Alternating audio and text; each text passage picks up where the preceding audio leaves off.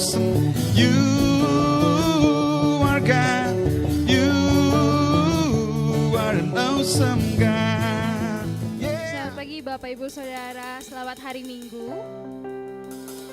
Ini adalah saat yang tepat untuk kita memuji dan memuliakan Tuhan. Mari kita berdoa.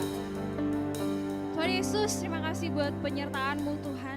Dimanapun kami berada, kami mau memuji dan menyembah Engkau Tuhan.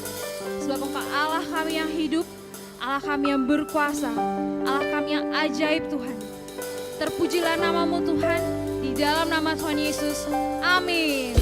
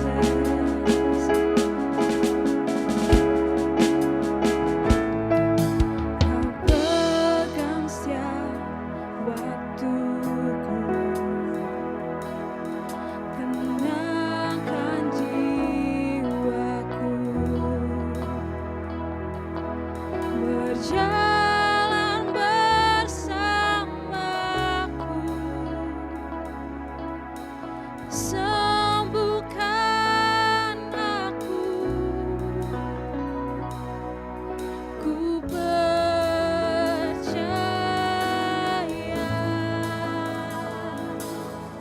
ku percaya,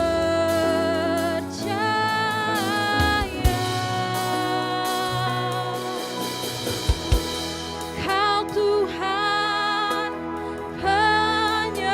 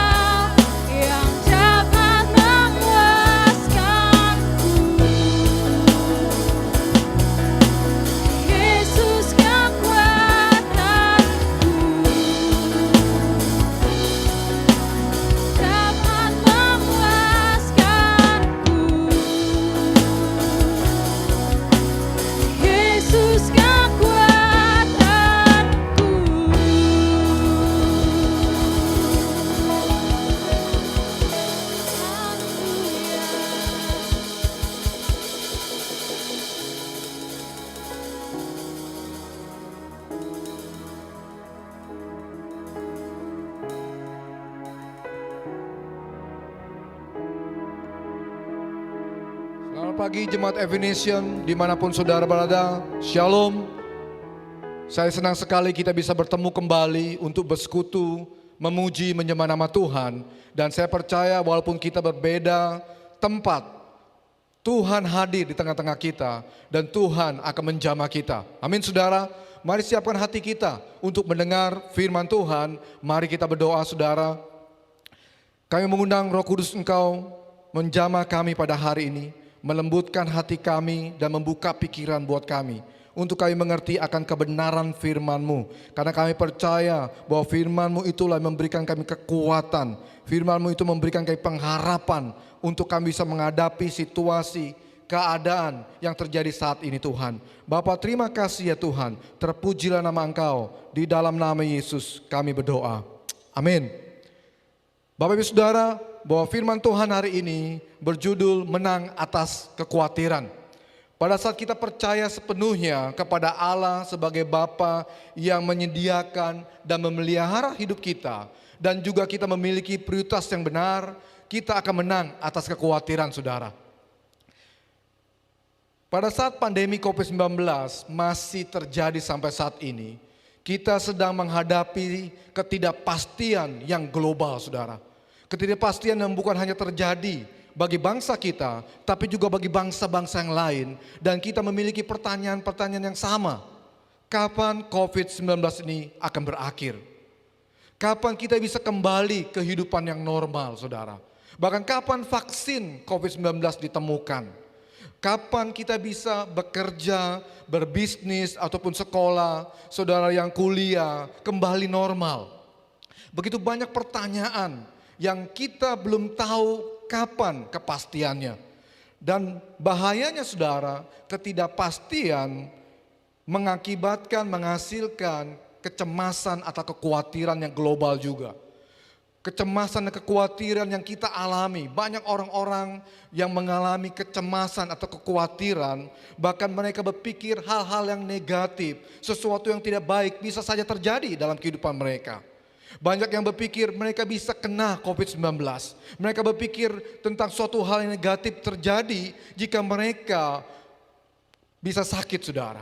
Dan banyak lagi pekerjaan dan bisnis mereka mempunyai kekhawatiran tidak bisa bangkit kembali. Bahkan ada yang mengatakan saudara bahwa ketidakpastian yang global, kekhawatiran yang global itu mengakibatkan bisa menjadi pemicu perang dunia ketiga saudara. Begitu bahayanya kekhawatiran yang terjadi saat-saat ini. Bagaimana dengan kita sebagai orang percaya? Kita juga pasti menghadapi kekhawatiran di dalam kehidupan kita. Apalagi saudara-saudara yang tadinya sebelum COVID-19, saudara sedang menikmati pekerjaan dan penghasilan yang baik. Saudara sedang berbisnis dan saudara sedang menikmati keuntungan demi keuntungan. Tapi saat terjadinya COVID-19, sepertinya sekarang saudara sedang di rumah. Saudara tidak berpenghasilan. Dan saudara mulai khawatir, bagaimana saya bisa memenuhi kebutuhan keluarga saya? Apakah saya bisa memenuhi kebutuhan saya? Apakah bisnis dan pekerjaan saya bisa bangkit kembali? Apakah saya bisa aman? Apakah saya bisa terkena COVID-19? Dan kekhawatiran itu bisa merugikan kehidupan kita. Bahkan dikatakan jika kekhawatiran demi kekhawatiran menguasai kita, kekhawatiran akan merusak kesehatan kita. Kekhawatiran akan merusak hubungan-hubungan yang sudah terbangun. Kekhawatiran bisa merusak kepercayaan kita dan akhirnya kekhawatiran bisa merusak kehidupan kita. Banyak orang karena kekhawatiran bisa melakukan hal-hal yang sepertinya awalnya mereka tidak ingin mereka lakukan. Mereka melakukan banyak hal seperti bunuh diri akhirnya. Mereka juga bisa melakukan perbuatan yang melawan hukum. Mereka mencuri, mereka membunuh, bahkan mereka merugikan orang lain, menyakiti orang lain karena awalnya karena kekhawatiran. Mari hari ini saudara kita belajar bagaimana firman Tuhan katakan tentang kekhawatiran dan bagaimana kita bisa menang atas kekhawatiran. Mari kita baca firman Tuhan dalam Matius 6 ayat 25 sampai 30. Saya bacakan saudara.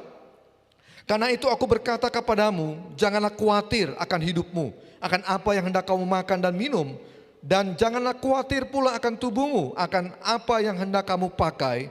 Bukankah hidup itu lebih penting daripada makanan, dan tubuh itu lebih penting daripada pakaian? Pandanglah burung-burung di langit yang tidak menabur dan tidak menuai, dan tidak mengumpulkan bekal dalam lumbung, namun diberi makan oleh Bapakmu yang di surga.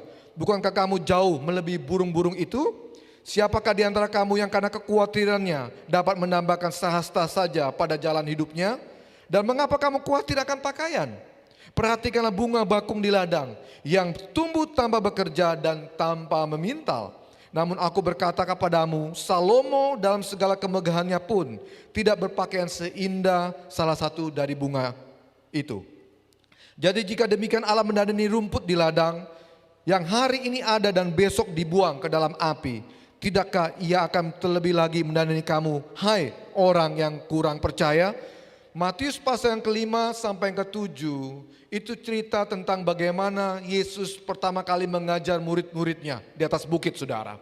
Dan inti dari pengajaran Yesus adalah bagaimana Yesus sudah mengajar tentang nilai-nilai atau prinsip-prinsip kebenaran yang berlaku di kerajaan Allah, yang seharusnya murid-muridnya jadikan itu sebagai gaya hidup. Dan salah satunya Yesus mengajarkan tentang bagaimana menang atas kekhawatiran. Kenapa saudara Yesus mengajarkan tentang kekhawatiran bagi murid-muridnya? Karena pada saat itu bangsa Israel juga sedang mengalami ketidakpastian. Mereka sedang dijajah oleh kerajaan Romawi. Mereka sedang mengalami penderitaan dan penganiayaan. Mereka mengalami kelaparan. Dan mereka bertanya juga, sama dengan pertanyaan kita saat ini, sampai kapan penjajahan Romawi bisa berhenti? Sampai kapan penderitaan mereka terhenti? Pertanyaan-pertanyaan ini dimunculkan karena mereka sedang mengalami ketidakpastian. Dan lagi, murid Yesus kebagian besar adalah seorang nelayan. Mereka menangkap ikan dan pekerjaan itu pekerjaan yang tidak pasti. Kapan mereka mendapatkan ikan? Hari ini dapat banyak, belum tentu besok mendapatkan banyak. Artinya, walaupun mereka sedang mengikuti Yesus, Yesus tahu mereka sedang dikuasai oleh pikiran, perasaan tentang kekhawatiran akan apa yang mereka makan, apa yang mereka pakai, saudara. Dan Yesus mengajarkan mereka untuk mereka tidak dikuasai oleh kekhawatiran. Apa itu kekhawatiran? Kekhawatiran berarti rasa takut, rasa cemas, gelisah tentang sesuatu hal yang belum pasti terjadi di depan. Kekhawatiran berbicara tentang suatu pikiran dan perasaan yang negatif, yang buruk, yang mungkin saja terjadi di dalam kehidupan mereka. Dan Yesus sekali-sekali mengatakan, janganlah kamu khawatir. Janganlah kamu khawatir. Kenapa saudara? Karena kekhawatiran membunuh iman mereka. Kekhawatiran membunuh kepercayaan dari murid-murid Tuhan. Dan Yesus mengajarkan bagaimana caranya menang atas kekhawatiran. Yesus mengajarkan kepada kita hari ini bagaimana menang atas kekhawatiran yang terjadi, yang menguasai kita. Yang pertama dari firman Tuhan ini, bagaimana kita bisa menang atas kekhawatiran, yaitu yang pertama, mempercayai firman Tuhan sepenuhnya, saudara. Bagaimana kita mempercayai Tuhan sepenuhnya, kita bisa mengalahkan kekhawatiran. Di dalam Matius 6 ayat 30 dikatakan seperti ini, jadi jika demikian Allah mendanani rumput di ladang yang hari ini ada dan besok dibuang ke dalam api, tidakkah ia akan terlebih lagi mendanani kamu, hai orang yang kurang percaya? Arti kata kurang percaya di sini berarti saudara gagal dalam mendengarkan suaranya. Kenapa mereka gagal dalam mendengarkan suaranya? Kenapa Yesus bisa katakan murid-muridnya gagal mendengarkan suaranya? Karena Yesus sudah mengajarkan motivasi yang benar pada saat murid-muridnya mengikuti Yesus. Saat itu mereka belum memiliki hati untuk mendengar suara Kristus, untuk mereka membangun hubungan dengan Yesus yang ada dalam pikiran mereka. Saat mereka mengikuti Yesus, mereka mendapatkan makanan dan minuman, mereka mengalami berkat, mereka mengalami mukjizatnya. Maka Yesus mengatakan, hai kamu orang yang kurang percaya. Karena apa? Karena mereka belum membangun hubungan untuk mendengar apa yang firman Tuhan, apa yang Yesus katakan dalam hidup mereka. Mereka mempunyai motivasi supaya mereka mendapatkan berkat, kecukupan dalam hal jasmani. Sampai seperti juga yang saat ini yang kita alami saudara. Kita mengalami kekhawatiran dan ketakutan dalam hidup kita. Karena mungkin saja kita mempunyai motivasi untuk mengikuti Tuhan, motivasi di dalam kekristenan kita supaya kita mendapatkan berkat dari Tuhan, supaya kita mengalami mukjizat yang dari Tuhan, tapi kita tidak mau membangun hubungan dengan Tuhan. Kita tidak mau mendengar apa yang Tuhan katakan dalam hidup kita. Kita hanya mau Tuhan mendengar kita, tapi kita tidak mau Tuhan Yesus berbicara kepada kita. Kita tidak mau mendengar apa yang Yesus katakan. Sehingga dikatakan kita bisa khawatir saudara. Cerita tentang Maria dan Marta saudara. Itu menunjukkan bagaimana Maria mengambil keputusan yang benar. Dikatakan pada saat Yesus datang ke rumah Maria dan Marta. Maria duduk di bawah kaki Tuhan dan mendengarkan perkataan-perkataan Yesus. Tetapi Marta berbeda. Marta sibuk dengan perkara-perkara yang lain. Pada saat Marta komplain, Marta protes kepada Yesus. Yesus menjawab seperti ini saudara. Tetapi Tuhan menjawabnya, Marta, Marta, engkau khawatir dan menyusahkan diri dengan banyak perkara. Tetapi hanya satu saja yang perlu. Maria telah memilih bagian yang terbaik, yang tidak akan diambil daripadanya. Mari kita belajar hari ini saudara. Untuk kita bisa menang atas kekhawatiran, mari kita mau mendengar apa yang firman Tuhan katakan. Apa yang Yesus katakan dalam kehidupan kita. Apa yang Yesus katakan untuk kita bisa menang dalam kekhawatiran kita. Yesus katakan seperti ini saudara, bahwa pada saat kita khawatir, kita perlu memandang burung-burung di udara. Kita perlu melihat bunga bakung di padang. Kenapa saudara? Dikatakan burung-burung di udara yang tidak menabur, tidak menyiram, tidak menanam, itu diberi makan oleh Bapa.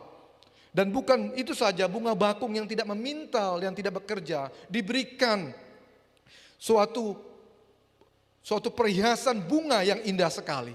Dan Tuhan Yesus ajarkan buat kita pada hari ini, bahwa firman Tuhan katakan bahwa kita memiliki Bapa di surga sebagai Raja yang kekal, yang memenuhi, yang memelihara kehidupan kita. Saya percaya hari ini, mari kita mendengar apa yang Yesus katakan. Kita mempunyai Allah Bapa, Allah yang mengasihi kita, yang memberikan kehidupan buat kita. Allah juga yang bertanggung jawab atas kehidupan kita. Mari kita dengar dan kita percaya apa yang Yesus katakan. Sebab apa saudara? Firman Tuhan katakan di dalam Roma 10 ayat 17. Jadi iman timbul dari pendengaran dan pendengaran oleh firman Kristus. Pada saat kita mendengar firman Tuhan, pada saat timbul iman kepercayaan kita bahwa kita mempunyai Allah sebagai Bapa yang memelihara dan mencukupi kebutuhan kita. Karena kita melebihi burung-burung di udara dan bunga bakung di padang. Mari kita berkomitmen saudara hari ini. Percaya apa yang firman Tuhan katakan. Yang kedua, bagaimana kita bisa menang atas kekhawatiran. Yaitu memprioritaskan hidup kita sesuai dengan firman Tuhan.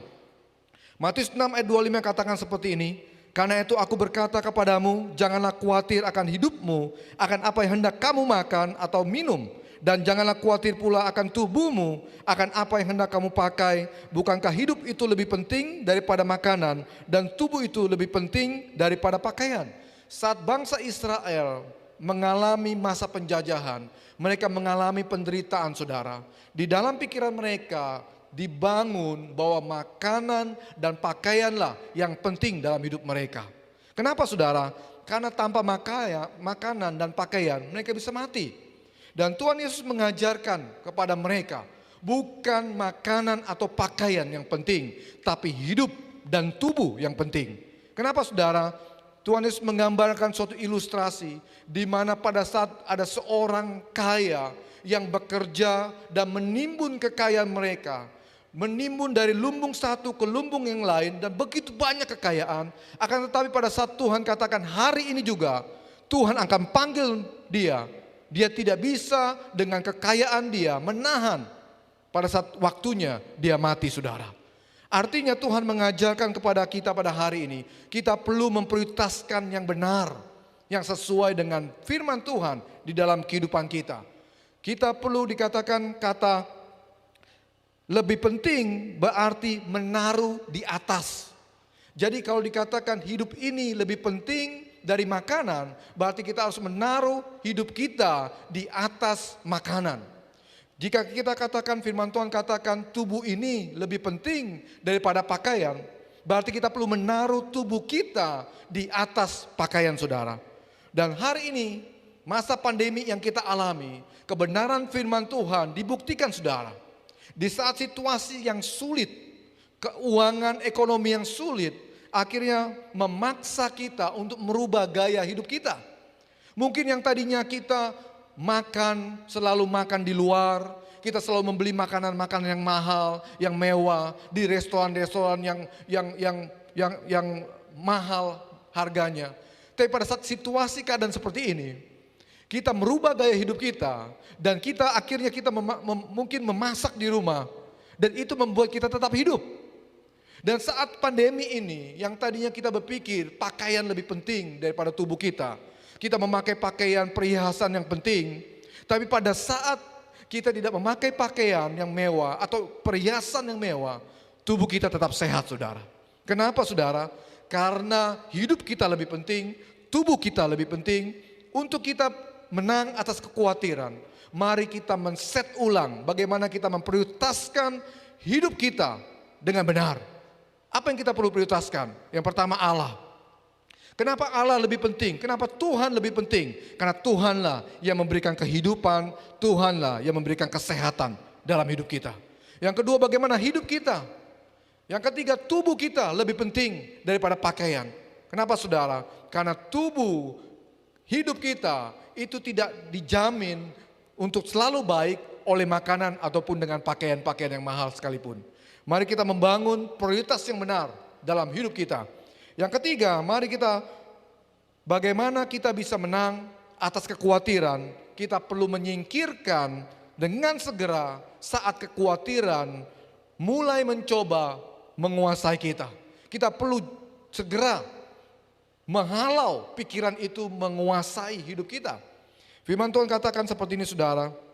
Matius 6 ayat 27, siapakah di antara kamu yang karena kekhawatirannya dapat menambahkan sehasta saja pada jalan hidupnya? Firman ini mengajarkan bahwa Yesus mengatakan pada murid-muridnya bahwa kekhawatiran itu tidak memberikan manfaat sedikit pun. Malah kekhawatiran membawa kerugian dan kerusakan dalam hidup kita. Amsal 12 ayat 25 mengatakan seperti ini, saudara. Kekhawatiran dalam hati membungkukkan orang, tetapi perkataan yang baik menggembirakan dia.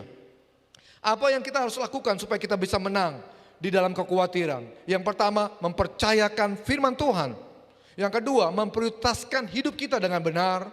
Yang ketiga, bagaimana kita menyingkirkan kekhawatiran saat kekhawatiran mulai menguasai kita. Caranya seperti apa, saudara? Kita perlu mengerti bahwa kekhawatiran tidak ada manfaatnya, malah memberikan kerugian, bahkan dikatakan membungkukkan kita. Bagaimana caranya supaya kita bisa membuang kekhawatiran? Firman Tuhan katakan dalam 1 Petrus 5 ayat 7, serahkanlah segala kekhawatiranmu kepadanya, sebab ia yang memelihara kamu. Amin, saudara. Puji Tuhan. Pada saat kita dikuasai oleh kekhawatiran, firman Tuhan katakan, mari serahkanlah itu kepada Tuhan. Mari kita percayakan itu kepada Tuhan dan percaya bahwa Tuhan yang akan memelihara kita. Ada satu kesaksian, saudara, ada seorang pengusaha yang awalnya dia memiliki kekhawatiran. Kenapa, saudara? Dia sudah berpikir bisnis dia sudah selesai. Bisnis dia sudah tutup karena pandemi seperti ini. Yang tidak ada kepastian, itu membuat dia berpikir ketakutan menguasai dia. Tapi pada saat dia mendatangi Tuhan, dan Tuhan katakan, akulah pemilik dari bisnismu. Akulah yang memberikan bisnis kepada engkau. Akulah yang mengatur, akulah yang berdaulat. Pada saat dia mendengar suara itu, dia menyerahkan bisnis dia kepada Tuhan. Dia percaya bahwa Tuhan yang berdaulat. Apa yang terjadi, saudara? Sampai saat ini bisnis dia tetap ada, tetap berjalan, dan dia bisa memenuhi kebutuhan keluarganya. Ada seorang pekerja tuh saudara, yang pada saat awal-awal pandemi dia mengatakan, saya pasti tidak bisa. Saya pasti akan pulang kampung. Saya pasti mungkin kekurangan. Tapi pada saat dia percaya kepada Tuhan, dia mengandalkan Tuhan. Sampai hari ini dia tetap bekerja. Dan sampai hari ini Tuhan tetap memelihara dia. Mari percayakan hidup kita kepada Tuhan. Karena Tuhanlah yang memiliki hidup kita. Tuhan yang memberikan kehidupan. Dan Tuhan juga yang memberikan kesehatan di dalam kehidupan kita saudara. Ada satu cerita saudara. Pada saat ada seorang yang sedang mengangkat balok kayu yang sedang berjalan. Pada saat dia berjalan itu sangat jauh dan dia sangat capek sekali. Dan tiba-tiba ada temannya membawa mobil pick up saudara. Dan temannya ini mengajak untuk orang yang mengangkat balok itu untuk ikut di dalam mobil pick up-nya. Akan tetapi yang luar biasa, pada saat mobil itu berjalan, temannya ini yang bawa mobil pick up itu melihat. Dia melihat orang yang membawa balok itu berdiri di atas mobil pick up dan tetap memikul balok itu. Dan temannya membawa pick up ini tanya, kenapa kamu tetap memikul? Aku tidak mau memberatkan engkau. Dia menjawab seperti itu. Tuhan Yesus mengatakan kepada kita pada hari ini, jika kita mengalami kekhawatiran dan ketakutan, serahkanlah. Serahkan kepada Tuhan dan percayakan Tuhan yang akan mengontrol kehidupan kita. Mari kita berdoa saudara pada hari ini. Kita percaya bahwa Tuhan yang hidup, Tuhan yang memelihara hidup kita. Bapak terima kasih Tuhan untuk hari ini. Kami percaya biar kebenaran firman-Mu menguasai hidup kami dan hati kami. Kami percayakan Tuhan pada hari ini Tuhan, bahwa Engkau Tuhan yang memelihara kehidupan kami. Engkau Tuhan yang menyediakan segala kebutuhan kami. Bapak jamah setiap jemaat pada hari ini Tuhan. Bapak ibu saudara, jika saudara khawatir hari ini, saudara takut akan hidup saudara, mari saya akan berdoa buat saudara, angkat tangan saudara. Tuhan, kami katakan pada hari ini Tuhan, Engkau yang menjamah setiap tangan-tangan yang terangkat. Engkau yang memberikan pengharapan. Engkau yang memberikan terobosan. Engkau yang memberikan keberanian untuk mereka tetap percaya kepada Engkau ya Tuhan. Bapa terima kasih ya Tuhan. Biar kasih setia Engkau menjaga setiap kami. Di dalam nama Yesus kami berdoa. Amin.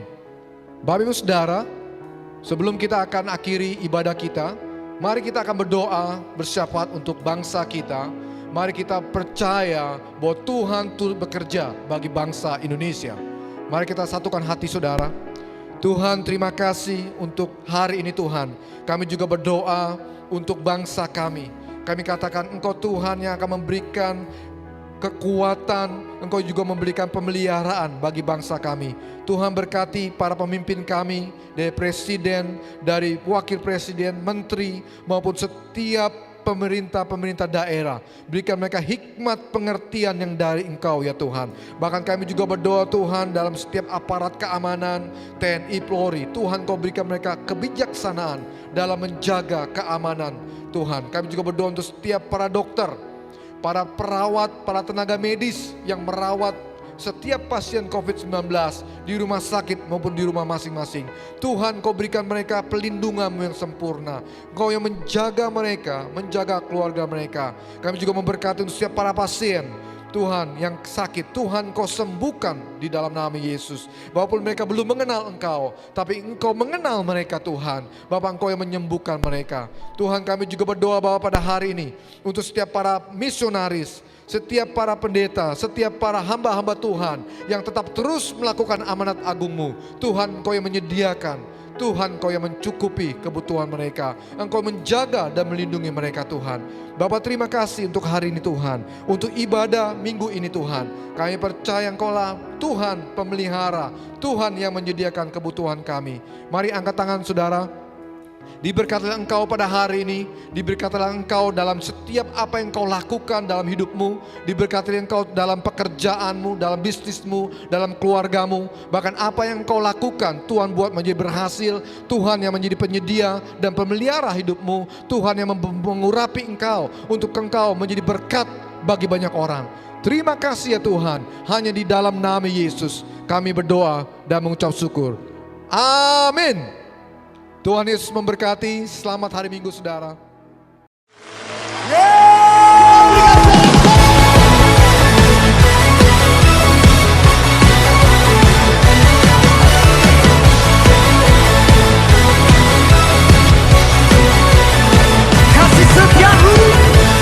Kasih setiamu nyata bagiku. Hikmat kebajikan tersedia bagiku. Semua alasanku limpahkan segalanya, dan anugerahnya sangat besar bagiku. Semuanya aku diberkati, aku dilimpahi, karena alasanku menyediakan. Aku diberkati, aku dilimpahi, atas sempurna anugerah Tuhan bagiku. Anugerahmu Tuhan Yesus, semuanya katakan.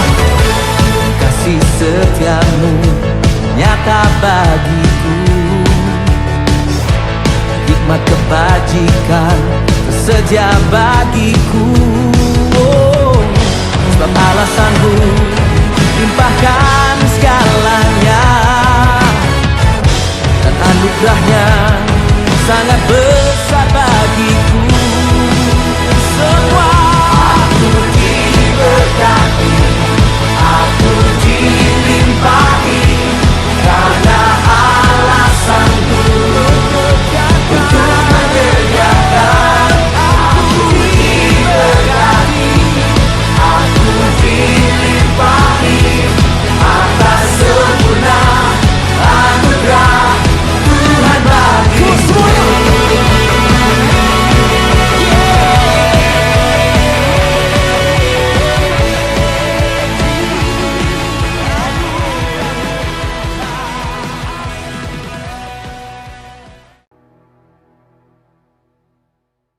Naikkan syukurku. Hey. Seperti firman Tuhan yang mengatakan bahwa Ia adalah Allah yang bekerja dalam setiap kebaikan. Saya percaya kita semua di sini tahu bahwa di setiap persoalan kita, di setiap masalah kita, Ia adalah Allah yang akan bekerja mendatangkan kesehatan, kesembuhan di dalam nama Tuhan Yesus. Mari sama-sama kita naikkan pujiannya sekali lagi.